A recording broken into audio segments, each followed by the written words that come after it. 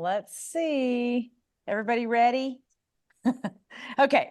So the Missoula Art Museum is happy to welcome St. Ignatius School to Museum as Megaphone.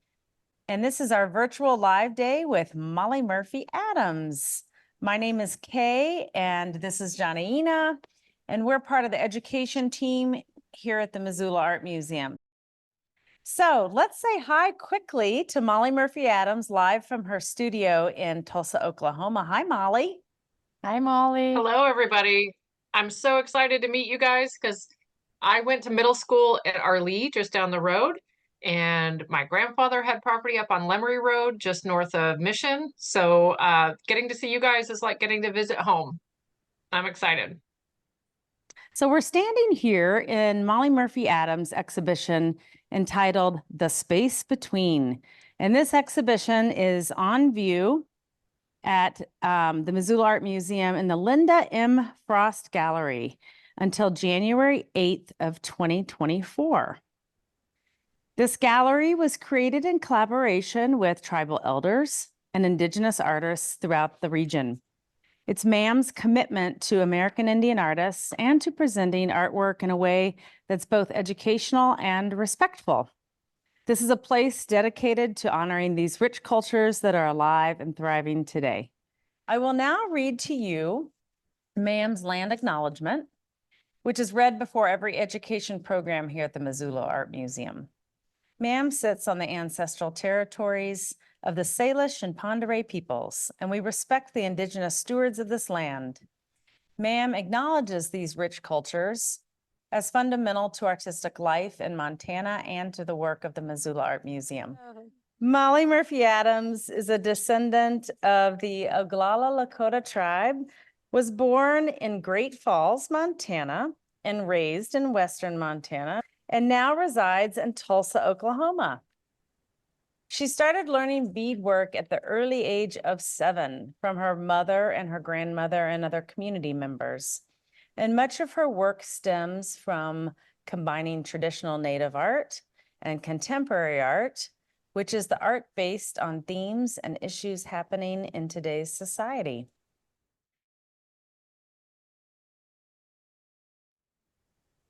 And this one that we're focusing on is Cedar Bark Basket. And this is another triptych with 3 parts. And it's another drone photograph, this time of a cedar forest. And then it has this beadwork pattern and those sparkly black beads over the surface. And the beadwork design on this one comes from a historic basket that's from Washington. So the basket is from the same place where this photograph was taken. And the basket is made of cedar root bark. So in this environment, sometimes the cedar trees, that when they grow next to a really good water source, will often grow really long straight lines or straight roots, and those go in a line from the tree to the water source. And those long straight roots are a really, really good basket making material because they're already so perfectly straight that they don't have any flaws or turns in them. So this tribe makes these beautiful baskets, and then they put this beautiful design on the outside. So the basket is both functional and beautiful to look at.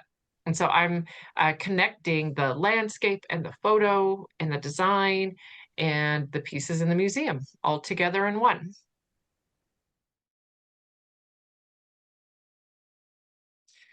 Before we get started on the paper, though, I'm going to really quick share my screen to kind of share with you guys some of the process when I'm doing research for my pieces. So we already talked a little bit about that Lakota Star Knowledge book. So that's fun that we have the same book that I'm using for research that you guys are using for research.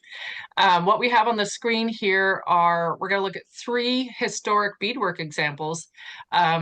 And I was looking at these as I was working for a museum, helping them reinstall their exhibits.